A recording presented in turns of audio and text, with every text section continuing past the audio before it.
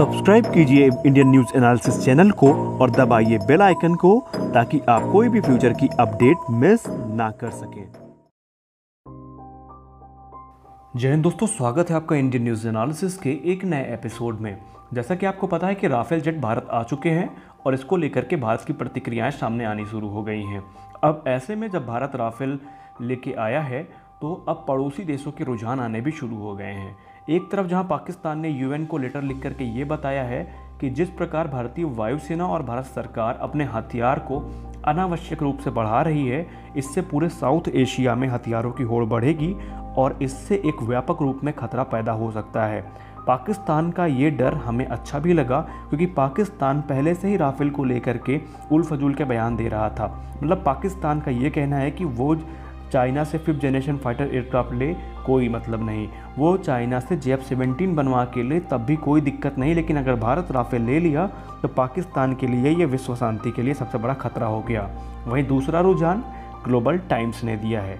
Global times में चीन के एक जाहिल प्रवक्ता हैं जो कि वहाँ की कम्युनिस्ट पार्टी के ही मेंबर हैं। उसने कहा कि राफेल सुखोई 30 MKI से तो बेहतर हो सकता है, लेकिन वो J-20 से बेहतर नहीं हो सकता है। और उस गंवार की आप जाहिलपन की हद देखिए कि उसने ये कहा कि राफेल महज एक 3.5 जनरेशन का एयरक्राफ्ट है, ये कोई 4th जनरेशन का भी एयरक्राफ्ट नहीं है। तो यहाँ से आप उनकी लिटरेसी पर थोड़ा प्रश्न चिन्ह लगा सकते हैं, क्योंकि एक तरफ जहाँ वो अपने J-20 को इतना एडवांस बोलते हैं, वहीं दूसरी तरफ वो कभी भी J-20 की पब्लिक अपीयरेंस के लिए राजी नहीं होते हैं। आपको बता दें कि J-20 उनका सो कॉल्ड जो 5th जनरेशन फाइटर एयरक्राफ्ट है, जब से वो बना है तब से ही वो विवादों के घेरे में है। कभी उस पर विवाद ये लगा कि उसके इंजन उस लेवल के नहीं है जो 5th जनरेशन एयरक्राफ्ट के होने चाहिए। कभी उसके स्टेल्थ कैपेबिलिटी पर सवाल वहाँ की खुद की मीडिया ने उठाए।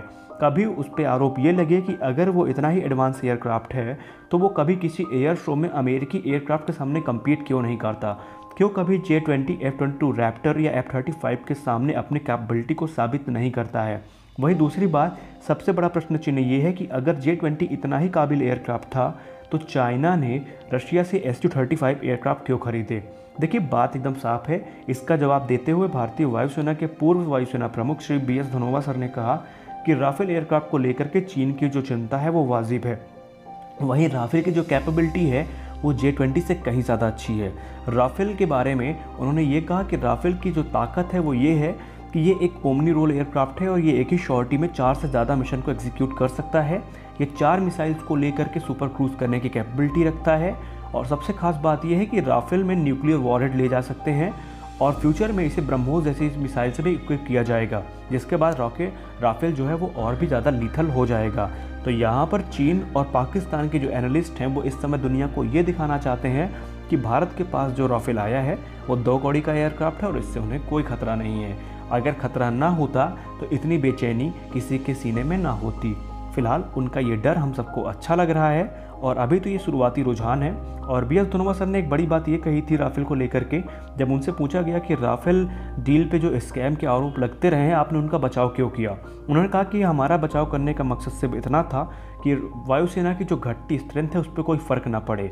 साथ ही साथ उन्होंने कहा कि राफेल का अनावश्यक राजनीतिकरण हो रहा था और मैंने राफेल का पक्ष इसलिए लिया क्योंकि मैं ये नहीं चाहता था कि राफेल का वही हश्र हो जो बोफोर्स में हुआ था। बोफोर्स में आपको बता दें कि रिश्वतखोरी की बातें सामने आई थी और राजनीतिक पार्टियों द्वारा बड़े पैमाने पर वहाँ पर रिश्वत खाई गई थी। और इसी चीज़ से बचाने के लिए हमारे पूर्व वायुसेना प्रमुख BS धनोवा ने राफेल को बैकअप किया है। तो फिलहाल की अपडेट में बस इतना ही। मिलते अपने